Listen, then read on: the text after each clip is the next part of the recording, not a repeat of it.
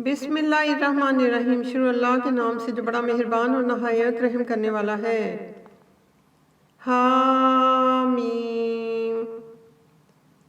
یہ کتاب خدائے رحمان و رحیم کی طرف سے اتری ہے، ایسی کتاب جس کی آیتیں واضح المعانی ہیں، یعنی کہ قرآن عربی ان لوگوں کے لیے جو سمجھ رکھتے ہیں، جو بشارت بھی سناتا ہے اور خوف بھی دلاتا ہے، لیکن ان میں سے اکثروں نے منہ پھیر لیا اور وہ سنتے ہی نہیں، اور کہنے لگے کہ جس چیز کی طرف تم ہمیں بلاتے ہو اس سے ہمارے دل پردوں میں ہیں اور ہمارے کانوں میں بوجھ یعنی کہ بہرا پن ہے، اور ہمارے اور تمہارے درمیان پردہ ہے، تو تم اپنا کام کرو ہم اپنا کام کرتے ہیں۔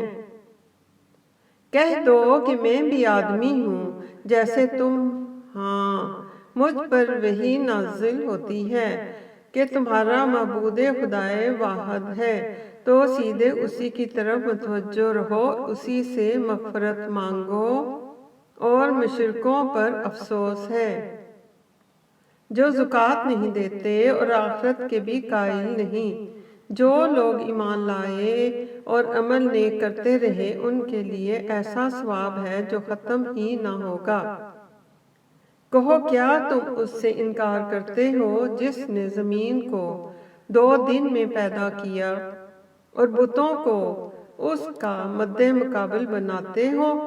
وہی تو سارے جہان کا مالک ہے، اور اسی نے زمین میں اس کے اوپر پہاڑ بنائے اور زمین میں برکت رکھی اور اس میں سامان معیشت مقرر کیا، سب 4 دن میں، اور تمام طلبگاروں کے لیے یکساں۔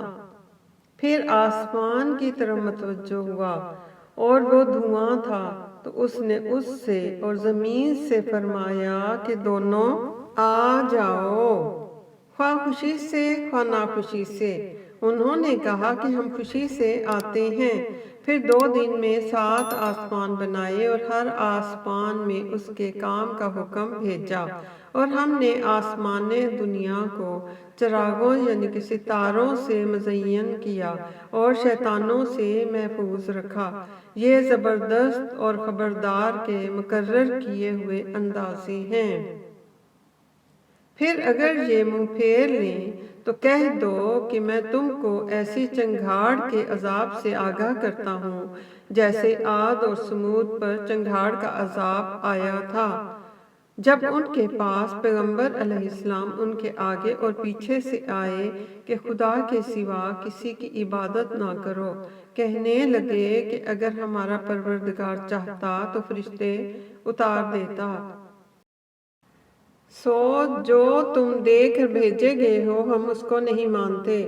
جو عاد تھے وہ ناحق ملک میں غرور کرنے لگے اور کہنے لگے کہ ہم سے بڑھ کر قوت میں کون ہے۔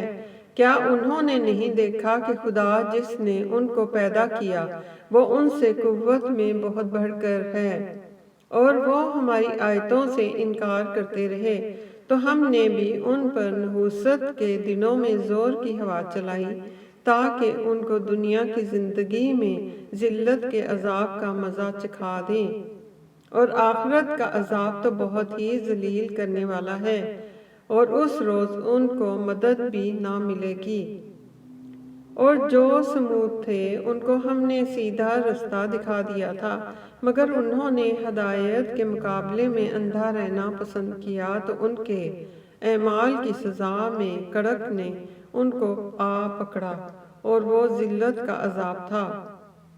اور جو ایمان لائے اور پرہیزگاری کرتے رہے ان کو ہم نے بچا لیا۔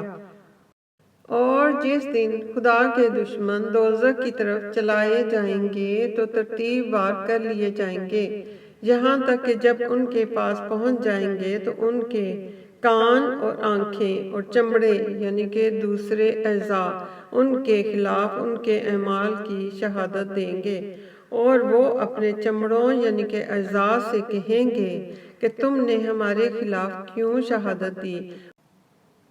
وہ کہیں گے کہ جس خدا نے سب چیزوں کو قوت گویائی بخشی، اس نے ہم کو بھی گویائی بخش دی، اور اسی نے تم کو پہلی بار پیدا کیا تھا اور اسی کی طرف تم کو لوٹ کر جانا ہے، اور تم اس بات کے خوف سے تو پردہ نہیں کرتے تھے کہ تمہارے کان اور تمہاری آنکھیں اور تمہارے چمڑے اور تمہارے خلاف شہادت دیں گے، بلکہ تم یہ خیال کرتے تھے کہ خدا کو تمہارے بہت سے عملوں کی خبر ہی نہیں، اور اسی خیال نے جو تم اپنے پروردگار کے بارے میں رکھتے تھے تم کو ہلاک کر دیا، اور تم خسارہ پانے والوں میں ہو گئے۔